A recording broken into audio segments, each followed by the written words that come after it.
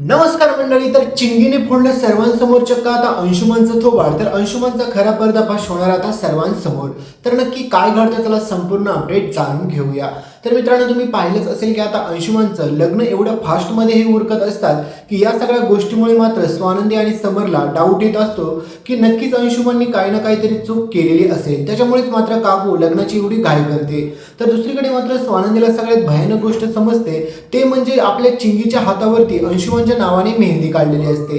आणि हा सगळा प्रकार स्वानंदीला समजल्याच्या नंतर स्वानंदी प्रचंड चिडते, कारण की स्वानंदी म्हणते की नक्कीच चिंगी आपल्यापासून काही ना काही लपवते, कारण की चिंगी रडते. ह्या सगळ्या गोष्टीमध्ये नक्कीच अंशुमनने काही ना काही केलेलं आहे. तर दुसरीकडे मात्र बिचारा आपल्या स्वानंदीला हे माहीत नसतं की यांच्या अंशुमनने किती मोठं शेण खाल्लंय ते, कारण की आपल्या चिंगीला प्रेमाच्या जाळ्यामध्ये ह्या अंशुमनने फसवलं. आणि त्याही पेक्षा भयानक गोष्ट हे अंशुमनने केलेली असते ते म्हणजे आपल्या चिंगीला प्रेमाच्या जाळ्यात फसवलेलं असतं. आणि आता दुसरीकडे अनुष्काचं आणि अंशुमनचं लग्न होणार आहे हे तुम्हाला समजत असेल. पण आता अनुष्काचं आणि अंशुमनचं लग्न होण्यासाठी मात्र त्या लग्नाला पूर्णपणे मात्र समरचा सपोर्ट नसतो. पण तरी देखील मात्र काकूच्या घाईमुळे समर देखील ते लग्न लावून देण्यासाठी तयार झालेला असतो.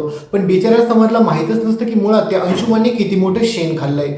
तर पुढे मात्र आता सर्वांसमोर सगळ्यात भयानक गोष्ट उघड येते, कारण की मात्र आपली स्वानंदी समरला सांगते की चिंगीने स्वतःच्या हातावरती अंशुमनचं नाव मेहंदीमध्ये काढलेलं आहे. तर असं का केलं असेल. तर दुसरीकडे मात्र समर आणि आता स्वानंदी दोघेजण मिळून देखील चिंगीला सगळे काही प्रश्न विचारतात. तर अंशुमनला देखील ही खबर कळते की आता चिंगी स्वानंदीला सगळं काही सत्य सांगेल म्हणून. तर दुसरीकडे आता ही मल्लिका आपल्या चिंगीला त्या घराच्या बाहेर काढायचं ठरवते, कारण की तिला असं वाटतं की तिच्या मुलाचं लग्न मात्र आपली चिंगी मोडेल. तर आता तुम्हाला माहितीच आहे की ती अर्पिता म्हणजेच ती अप्पी ती सगळ्यात जास्त काड्या करत असते, कारण की तिला स्वतःच्या संसाराचं तर काही पडलेलं नाही, पण तुम्ही पाहिलंच असेल की समर आणि स्वानंदीच्या संसारात कशी ढवळाढवळ करत असते.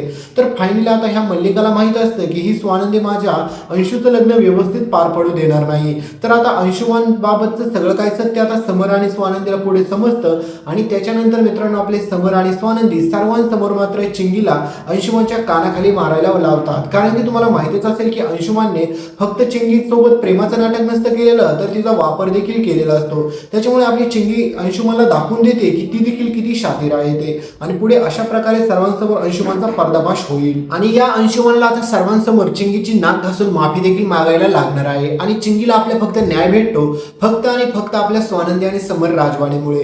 तर आधीच आपली स्वानंदी सगळ्यांना सांगत होती की अंशुमन अजून सुधारलेला नाही, पण मात्र ह्या मल्लिकाला अर्पिताला ह्या घरातल्यांना कोणालाही काही ऐकायचं नव्हतं. पण त्यांना अनुष्कासोबत मात्र आपल्या तुम्हाला माहितीच आहे की त्या माजुरड्या अंशुमनचं लग्न लावून द्यायचं होतं. त्यामध्ये बिचाऱ्या अनुष्काच्या सुखाच्या आयुष्याचं देखील त्यांनी वाटोळं केलं असतं. पण आपल्या समर आणि स्वानंदीमुळे हे एवढं मोठं लग्न मोडतं. पण मित्रांनो, ह्या सगळ्याचा बदला मात्र अंशुमन 100% घेणारच आहे. त्याच्यामुळे आपल्या स्वानंदीच्या जीवाला कोणता धोका निर्माण होईल का काय हे पुढे पाहणं जास्तच रंजक ठरेल. तर मित्रांनो, आता फायनली आपली चिंगी चांगल्याच प्रकारे ह्या अंशुमनचा बदला घेते. पण या सगळ्या गोष्टीमध्ये चिंगीची देखील खूप सारी चुका आहेत, कारण की स्वानंदीने आधीच सांगितलं होतं की ते अंशुमनपासून 10 हात लांब राहा, पण ही चिंगी ऐकली नव्हती. त्याच्यामुळे ह्या चिंगीला पण कोणती ना कोणती शिक्षा दिलीच पाहिजे, तरच सगळं काही परफेक्ट आणि बरोबर होईल. तर हे सगळं तुम्हाला पुढे पाहायला भेटेल. तोपर्यंत व्हिडिओवरती नसेल तर व्हिडिओ लाईक करा, चॅनलला सबस्क्राईब करा, सोबतचं बेल नोटिफिकेशन ऑन करायला विसरू नका. आणि तर हा आहे म्युस्टॅकचा ओशियन फेस वॉश. तर हा तुम्हाला टेक प्रोडक्टमध्ये दिसत असेल तर टॅग प्रोडक्टवरती तुम्ही नक्की क्लिक करा आणि तुम्हाला आवडणारे कोणते पण प्रोडक्ट तुम्ही खरेदी करू शकता. भेटूया पुढच्या अपडेटमध्ये. तोपर्यंत बाय.